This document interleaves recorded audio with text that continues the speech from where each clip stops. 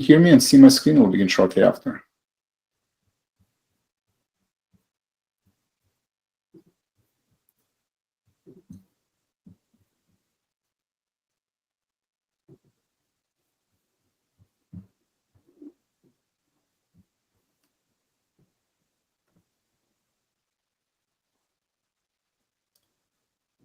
Walid, alone? Okay, all good? Okay, then let's start.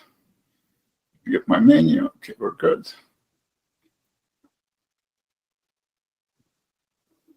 All right, let's start. Welcome to Tradespoon and Yellow Tunnel. My name is Vlad Karpel. I'm CEO and founder of both companies. So today we're going to have our daily live trading room open to trade stock and options using our technology. For those of you who are new, welcome. This is my brief bio.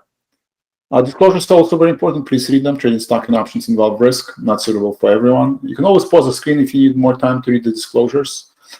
The main difference between Yellow Tunnel, Tradespoon, and some of the other services is that we spend a lot of energy and time building models. We have a team of financial engineers that are using the latest advances in neural networks, AI, machine learning to build models and find signals, alpha in the market, and then we use these signals to trade in a live trading room environment. So that's the main difference. Trading psychology is important. We talked about this in the morning at length. Let's switch to the market. So we did have a CPI data market, and we had the elections, right? Not elections, but debate, the first and probably the only debate between Trump and Harris, and market kind of mixed reaction, right? If you look at the daily chart, we're as high as 370 on the interest rates, we're as low as 360. We continue to make new lows on interest rates, right? We broke through the August low on 10-year yield. We broke through the reactionary low from the Japanese yen when Bank of Japan announced that they will increase the interest rates. We are trading below that level on the yield. Japanese yen trading above that level, right? We can see new lows. We see new lows in the US dollar Japanese yen pair, and Japanese Nikkei market itself, for practical purposes, almost revisited. Not almost. I mean, it's still far away, 10%, but nonetheless, retraced more than half of the gains, and trading below 50-day and 200-day moving average. Crude oil had a sharp pullback, right, on weaker than expected economic data from China. Oil has collapsed to multi-year lows. Let's see. 2023, right? So we're sitting on 2023 lows, broke through the 2024 lows. Crude oil sitting on 2023 lows. All signs that market participants are concerned about slowing economy. That CPI data came in a little bit harder than expected. Unemployment data trending lower. You see signs. Real estate manufacturing data is weaker. So the question is, same old debate that we had for the past year and a half, is this soft landing or is this hard landing? Recession, no recession. The way bond market is trading, it looks like more and more people believe that that we might get into a recession now, especially that the Fed, the probability of Fed raising 50 basis points in the next week is now very low. So it looks like core scenario is 25 basis points, and the argument that this might not be enough to kind of decelerate this move to the downside in the economy. So Spiders is at 552. We were as low as 540 in the same day. So pretty volatile session, right? If you look at the market, we retested Friday's low to the penny, 540, this magic number, and now we're retesting 553 to the high. Model actually did a good job. If you look at the stock forecast toolbox, this has been posted yesterday. This was posted yesterday. Model predicted 551 to be support, 552 to be overhead resistance. This data was posted yesterday at 8 p.m. And it happens to be that the low today is 539, 540 to the spot, and then the high is exactly where we estimated. So Mao is doing a good job basically saying we're a neutral trend. Today expect 541, you should be a buyer. Consider to be a buyer if you're long-term, if you're short-term aggressive trader, consider buying at 541, consider selling at 552.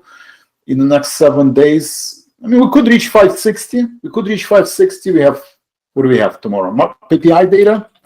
I mean, I'm not sure now that CPI data came in a little bit harder than expected, right? Core CPI. So shelter is still an issue, all right, because the CPI, energy prices and food prices are going down. But if you strip out energy and food, then the core CPI came in slightly harder than expected. I assume PPI is going to be similar. It's either going to meet or maybe slightly higher. They usually go hand in hand. We don't really have anything on Friday, so the main event is the FOMC decision. And I think already people know what the decision is going to be, 25 basis points, but it's the future guidelines for the future rate cuts. That's what everybody wants to know about. So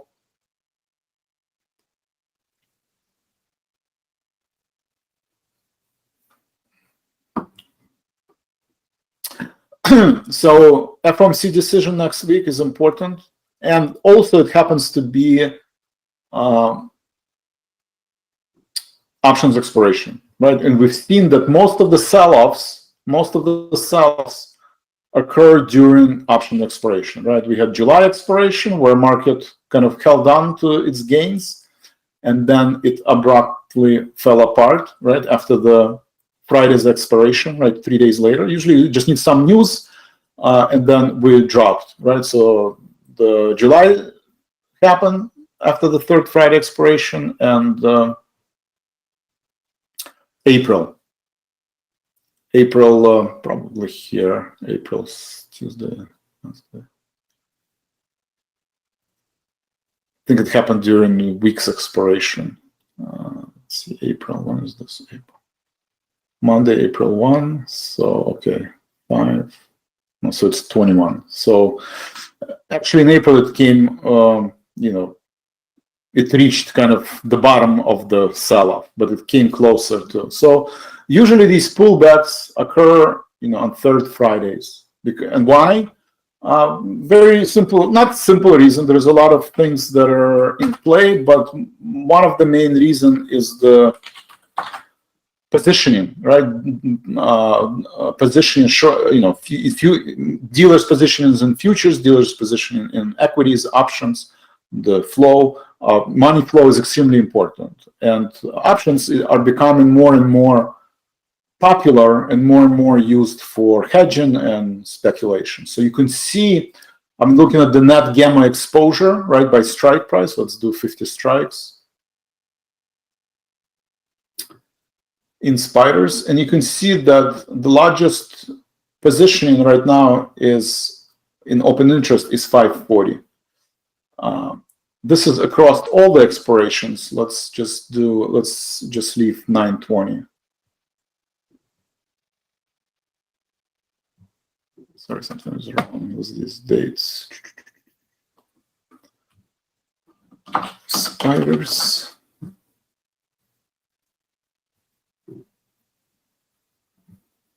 Yeah, it doesn't have the, okay, so something just happened. But okay, let's go back here.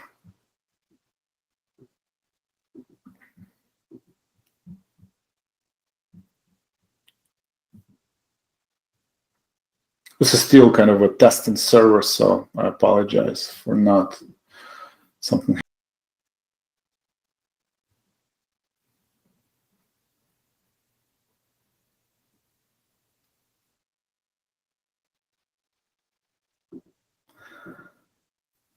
Trade Hawk.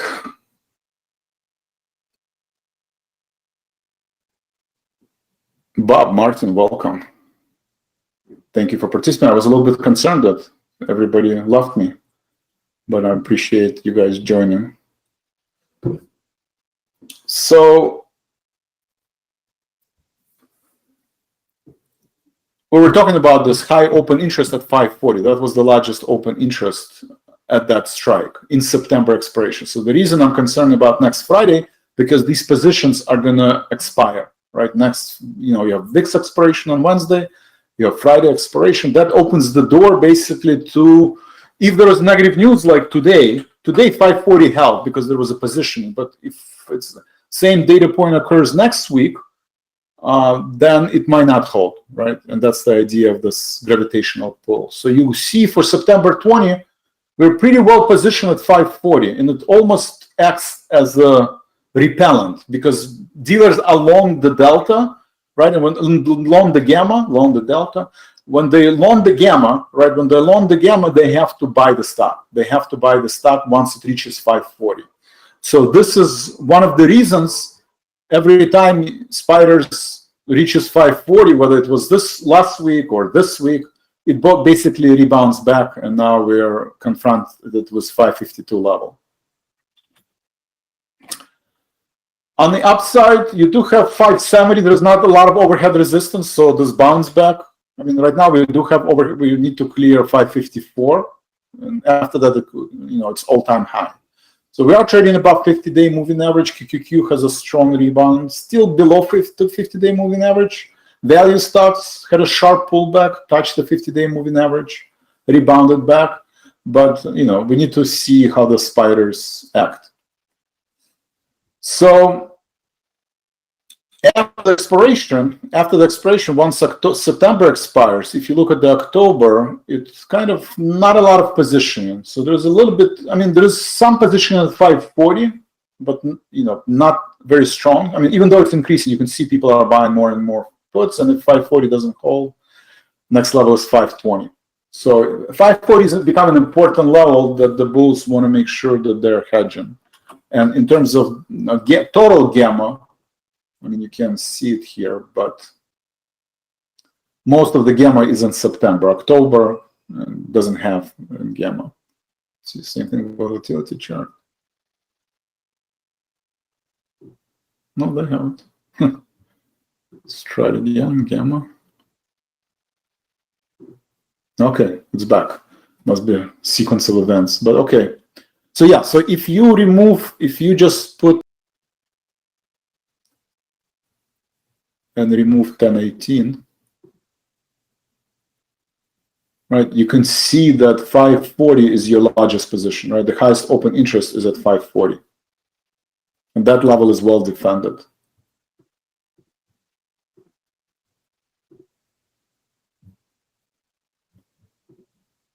And that level is pretty well defended by gamma and delta. And after that, it's 530. But if you look at the October,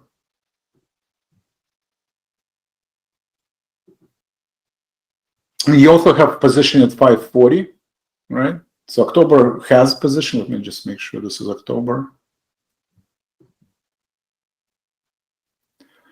But then the next level is 520. So 540 becoming more and more important. And you can see in terms of the gamma, if you compare the gamma, 1018 versus 920.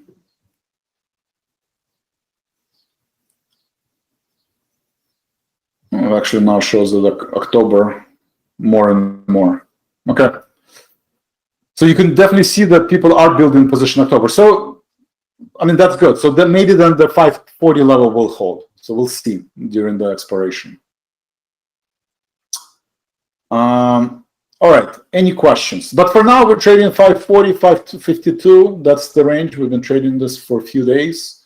All eyes are now on the Fed decision and the expiration, right? We're either going to revisit the highs if we can break through the 553 level, or we're going to revisit the lows. Or we're going to break through the 540, and next level will be 530 to defend. Semiconductors are leading the rally, strong rebound off of 200-day moving average. 200-day moving average has been a good support level, led by NVIDIA. NVIDIA is up $7. Yeah, 7%, right, $7. So that's good. Japanese yen reversed, right? Trading at session high. Crude oil reversed. small caps reversed. All right. Let's go with the trades. So I'm managing. Bob said we need to do more active trading. So I am managing earnings power trader. So I'm trying to hedge the position, right? The Oracle position. So by buying the stock, right? So yesterday I bought the stock 156.95. Today it reached 158.60. Proposed use delta 30 because I have a spread. It doesn't move 1-to-1, so 30. So I was able to recover almost $2, right? A little bit less, $1.70. So this is $50-$60. I was recovering $50-$60, and I'm repeating the same trade. 155. Oracle is trading. When it pulled back together with the market, I bought at 155. And where's Oracle trading right now? 157.46. So I'm going to repeat this trade again. And why 155 to 160? Are these just the magic numbers, or is there some significance? Well, I don't know if I can trust this data now with all the different tech. But at least yesterday, when you look at the recording, there was a very large position between 155 and 165 level in terms of open interest, right? 155, 165. There really wasn't any open interest outside of that. Now it looks like it's growing. And you can still see that the most gamma is in September 13th, September 20th will be gone, so only October 18 is going to be left. But into Friday, we still have the largest position is still September. Those contracts have not expired. So if you remove all and you just leave this week and next week, let's see. Then you see that the largest position is 160, right? So the largest open interest is 160, and outside of 165, there is not a lot of open interest or gamma, right? It's subsides. So the idea is that it will trade between this 155 and 160 level because this is where the largest gamma is. And this is why it's trading basically between 155 and 160, 159. And it's been a few days like this. So you could take advantage of that, right? You can take advantage. You have a clearly defined stop levels. If it drops below 152, that's an issue. If it goes above 160, it's an issue. You can use these stop levels. But meanwhile, you can continue to collect premium, right? Collect premium. And I'm getting close to exit 155, 157. So another $2. So I actually can change this. Let's see, how much do we have? We have 13, half an hour. It's kind of flat, right? Kind of losing momentum around 158.61. So, $2, I'll take it, right? This is one way to basically hedge your position by, think of this cover call, right? Because I have some out of Oracle stock. Out of Oracle stock. I collected another $2 because it's overbought at this point. So I do have a short call, right? I'm trying to close 157.5 call, which is short.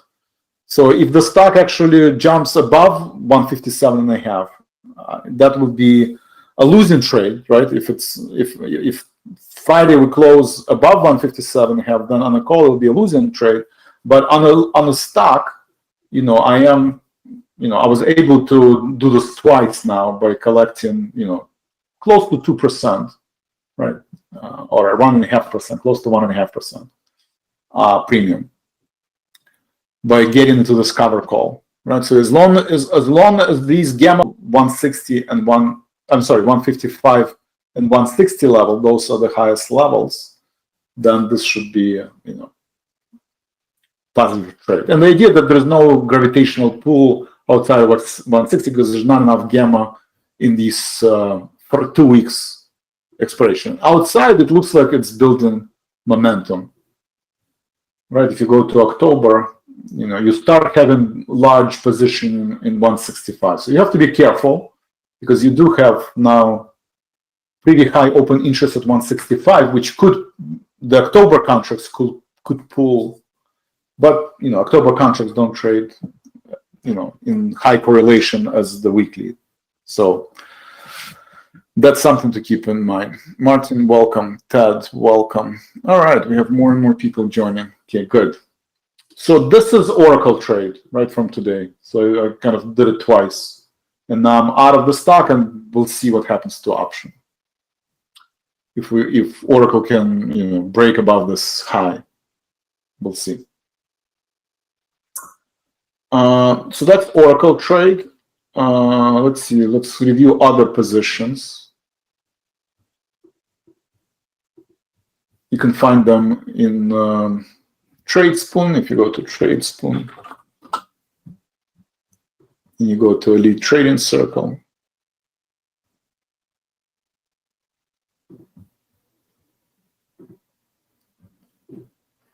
So Apple, I do have Apple spread.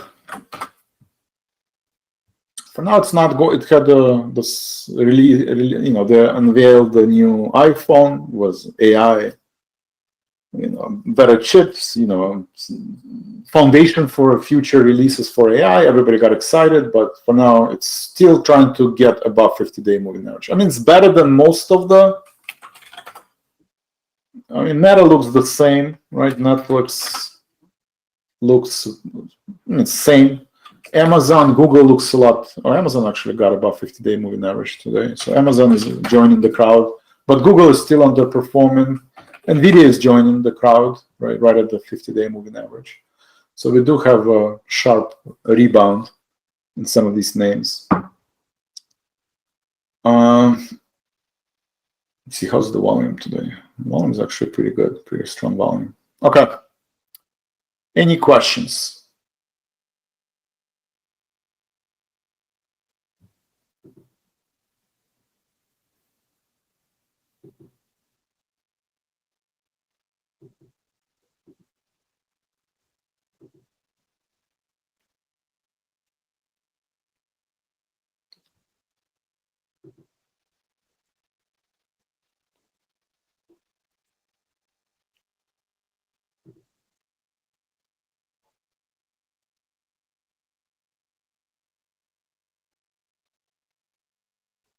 So facing 50-day moving average, let's see.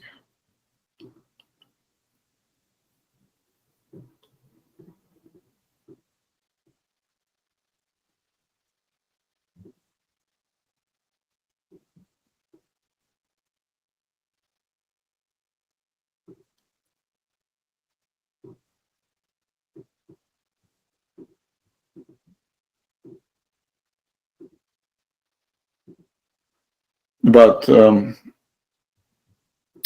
Magnificent Seven and NVIDIA.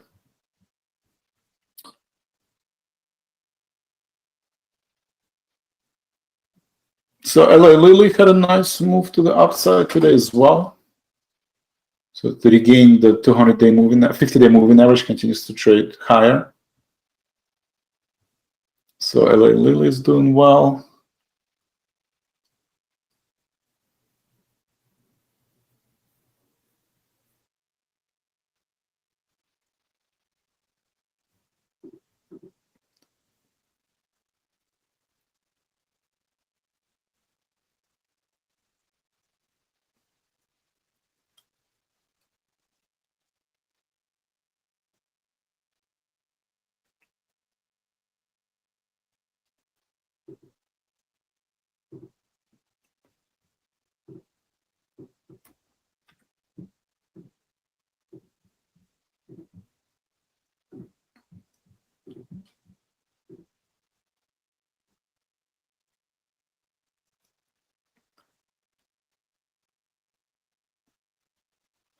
All right.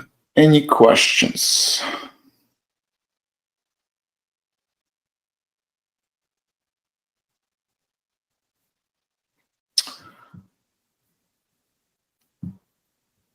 All right, so Apple, I'm long. Let's see, Costco. Let's see how is Costco doing today. Costco is rebounding 898. Let's see, what was the cost basis? 892. So close to 1%. for this shares. So I did buy additional shares. So for now, it is facing overhead resistance. So maybe cost.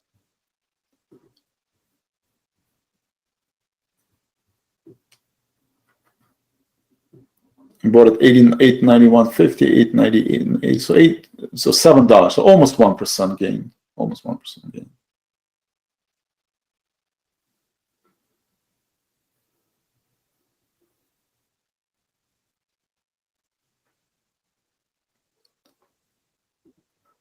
Let me look at what's the Oracle cost. 904. We may not get to that level.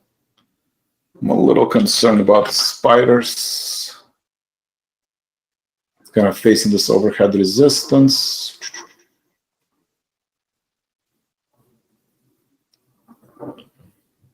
And I'll trim it. So I'll close at 898. Let's try it 898.50. Okay. So that's Costco. Try, close the position that I opened at 892. eBay, eBay not pulling back. I think. Let's look at eBay. Why is it not pulling back? I think it's for the same reason. Oracle. Let's look.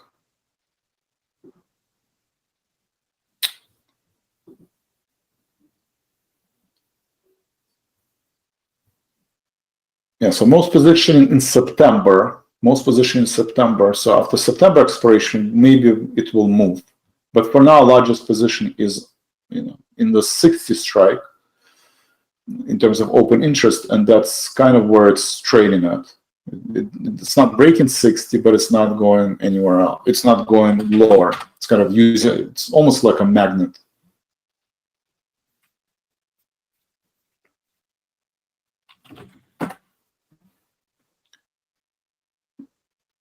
It's kind of stuck at $68. It's marginally new highs. Let's see if it's going to pull back. So that's eBay. Let's see. IWM, the hedge. I still have IW hedge. Probably should have closed when it reached 200-day moving average. That was the good sign. But it's still below 210. We'll see if it's able to break out of this 50-day moving average. So far, it's still underperforming, right? It's still underperforming. Let's see, are we rolling over the last 15 minutes? No, not yet. No. Okay, so we're at session high, actually. We're at session high, and it's 20 minutes left.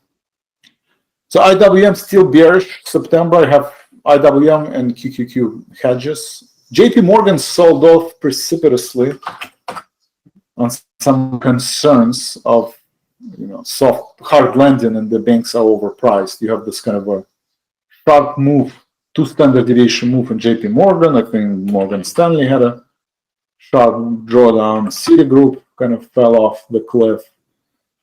So, and this is supposed to be one of the strongest sectors for the soft landing narrative. So, obviously these large moves, exaggerated moves, show you that people are concerned, right? In any negative news, you have these 7-10% pullback in JP Morgan. I don't know the last time JP Morgan moved 7% outside of these earnings.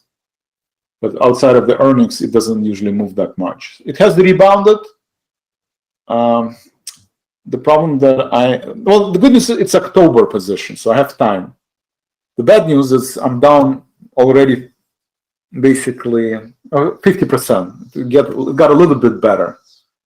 So I have 215, 220 call spread. So let's look at the gamma. Is there any position?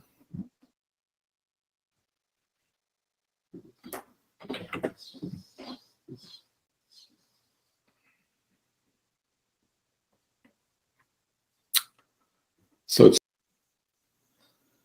you do have pretty large open interest in 205 and then 210. So I think it's going to be stuck between 210 and 205.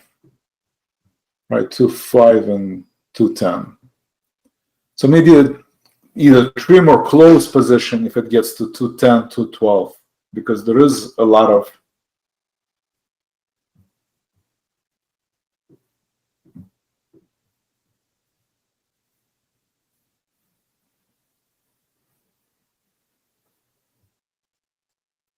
210, 205 strikes.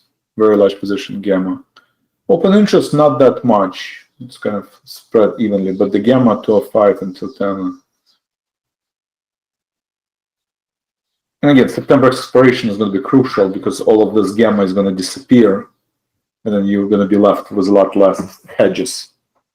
So between now and next Friday, if the rebound continues, I would consider closing this position.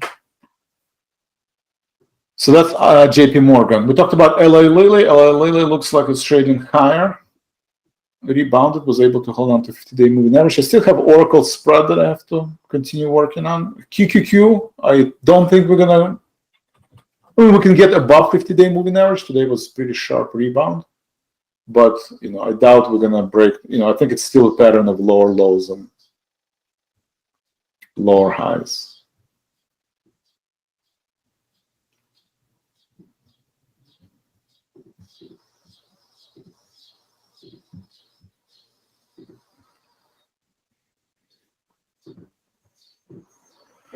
So we're heading into this overhead resistance on QQQ as well. Silver and SH. So I do have a SH hedge. Obviously, we have a sharp pullback, sharp rally in spiders. We're above 50-day moving average, so it's a big win for the bulls that we are, closing. Let's assume we close at this level. We are closing above 50-day moving average. So that's positive for spiders. And silver and VNO, right? Silver and VNO. Silver, acting as QQQ right below 50-day moving average, and NVO a little bit better. It did have not NVO, sorry. That's the wrong symbol. VNO. NVO had a sharp rebound. VNO, a little bit different guy, trading in the box, right? So REITs are strong performer, trading around in the box, but consumer staples in the morning had a sharp pullback. So I think these vertical moves in utilities and consumer staples are probably coming closer to an end. So I would consider maybe taking some profits or hedging in these positions. So those are all the positions. Earnings tomorrow, Cigna. Let's look at the earnings.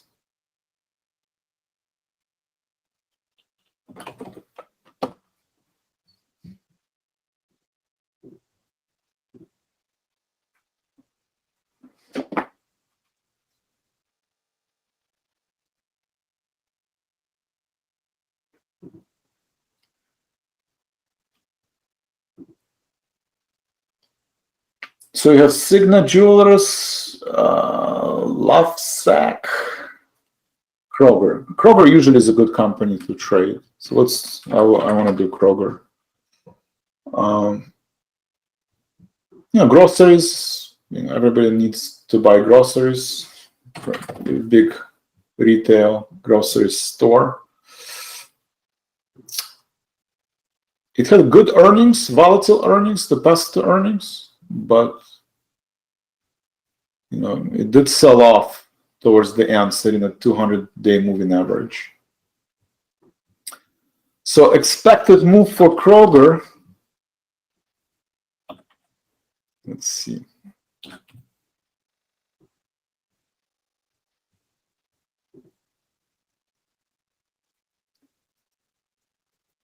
Let's verify this. This is September 13th. So 7%. 7%. Let's just make sure these guys match. Yeah, 7%. So expected move is 7%. So 7% to the upside, that would be probably July highs. That's your overhead resistance. 7% to the downside would break through all the recent data. Right? 7%, $3.50, 48. It would break the new lows. So on the upside, potentially 350 would be September highs.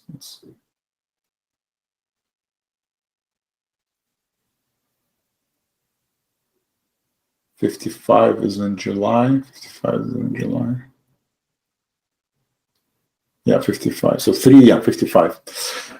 Right, so close. So yeah, so on the upside, we could reach July highs, right? Even May highs, so a lot of overhead resistance. On the downside, it will probably have to break through the recent lows. So that's expected move $4, right? Expected move is $4. Gamma.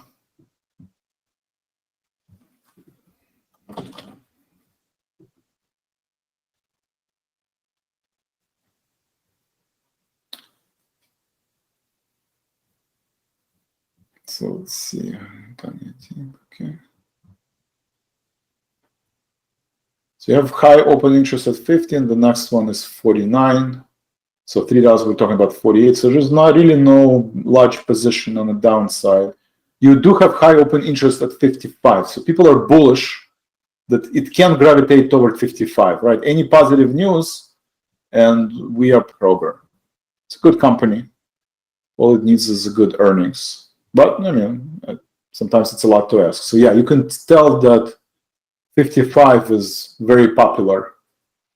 I mean, you do have this short 45 strike in October. Yeah, you do have a short 45 strike in October. So that's on the downside.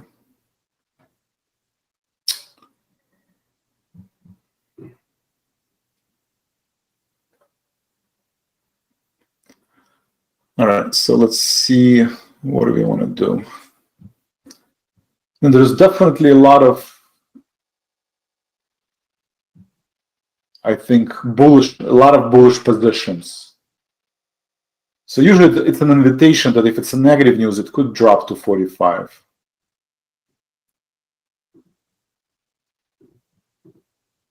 Let's see, Kroger. Let me look at the spread.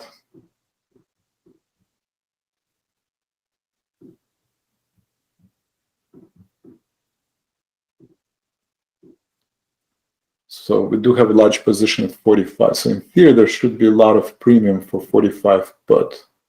Not really. There is no premium at 45 put. Okay, so there is no premium at 45 put. Then I think we move to butterflies. So long, I think we need to go to production.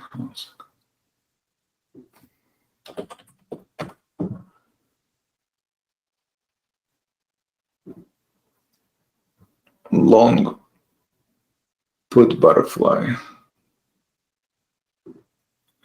So if you select 45 strike in September 13, something like that.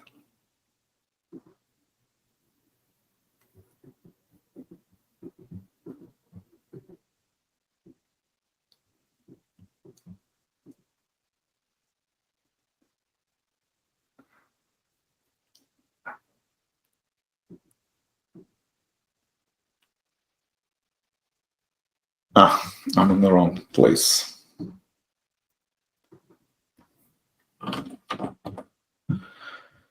That will explain it here one more time.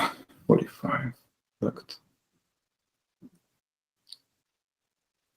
Okay, so 45, 43, 40. The 45 put, the bid is 4 cents, right? So it doesn't have much premium. So it doesn't make sense to sell 45 put for 4 cents less than 1%. So butterfly makes more sense. 47, 45 butterfly maximum loss is 14 cents. Break-even probabilities, only 10% of the time it will reach 47 level, right? But we do see big strike at 45. That's kind of our advantage, that we think that if they have negative news, it can gravitate. Selling premium doesn't make sense. So let's see, buy to open September 13. Let's do if I do 48. 48, 45, and 40, 48, 45, 42. How much does that cost? 48 is expensive. 47.5, 24.7 is expensive. I'll have to sell. I'll go to 46, get a little bit more premium. $1.50, about 3%. Okay, so 47.5, 46, and 44.5. $1.50, $1.50. So let's see.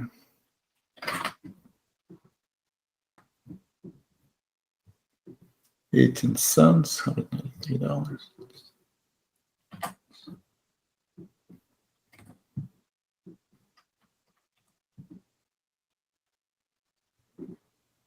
Okay.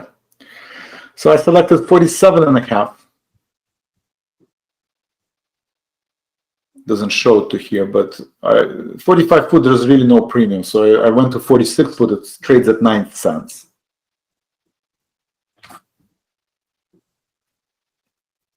So trading at 9 cents. 46, I did 47.5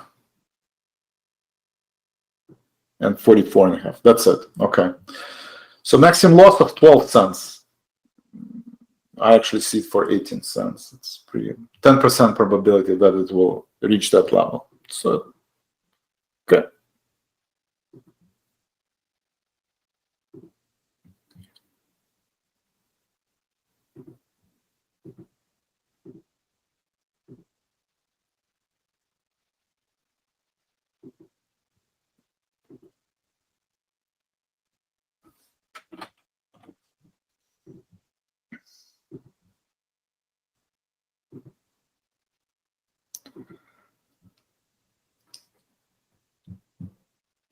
So that would be the put butterfly on Kroger in case it has negative earnings, right? There's a reason why it's so weak.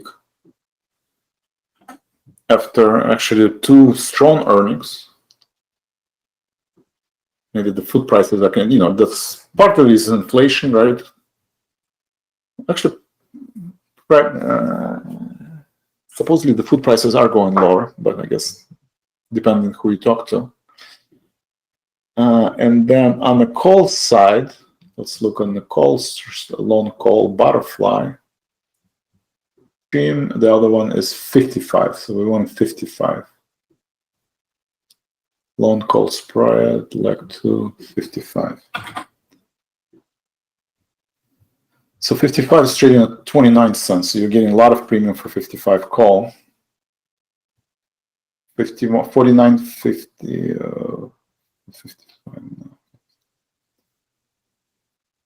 53. So 55, 53, 57 is worth 30 cents. So you're risking 30 cents, but you have 20% probability based on implied value that it will be successful. And it's oversold, so if you think all you need is a positive earnings on a good stock that got beat up, then maybe that's the way to go. Inspiration. So middle strike 55.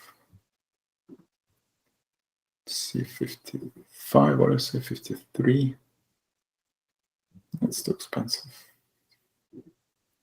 Okay, 50, 55, 53, and 57.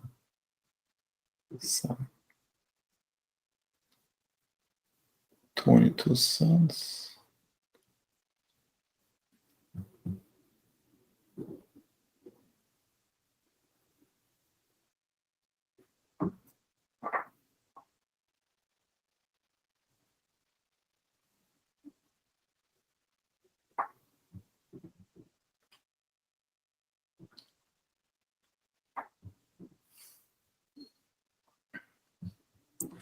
So that would be the butterfly for with the idea that, next week and for this week is basically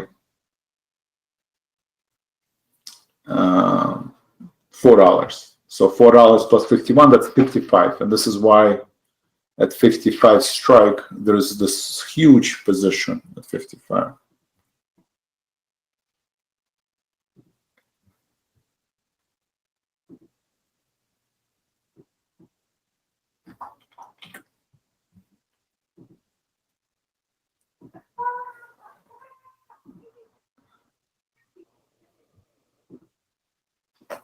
5 minutes left.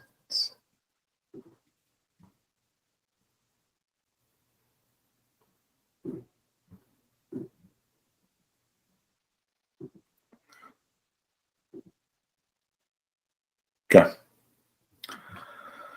So that would be the butterfly.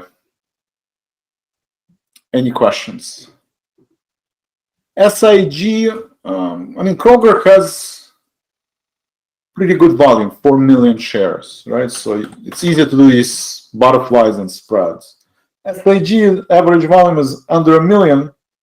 It has a pretty wide bid and ask spread, so it's a little bit more difficult to do.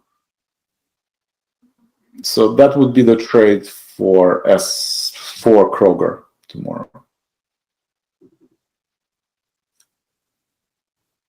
Wow, nice move in NVIDIA.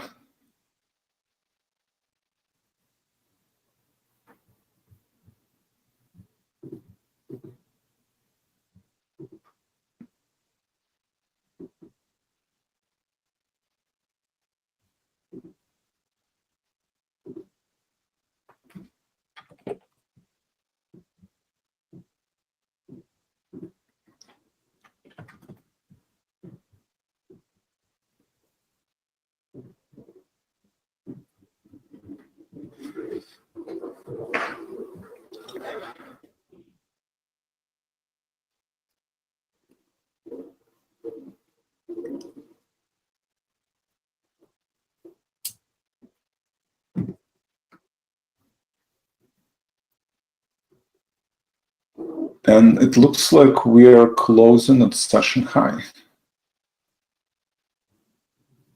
Yeah, so pretty strong rebound, about 50-day moving average. Pretty violent session today.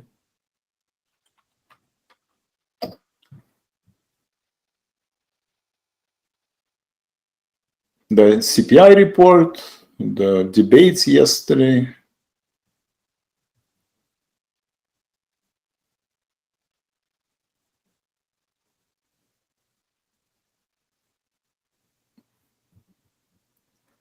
Yeah, so for solar, so a lot of people think because, you know, Harris did better than everybody anticipated, you have these solar companies are participating in the rally.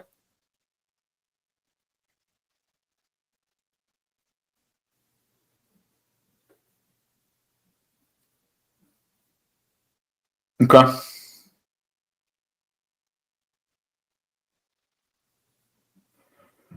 All right, any other questions? Good info. Thank you, Bob. Thank you for kind words. So hopefully we got more active trading. I mean, with this earnings traded, this is very active, right? You can do this. You can always do these stock trades, kind of when you find these support and resistance levels. So we'll, I guess, try to do more of these examples. These are good examples of how you can hedge some of the trades if they go against you. All right, guys. Thank you very much. Have a great day, and we'll see you tomorrow morning. Thank you.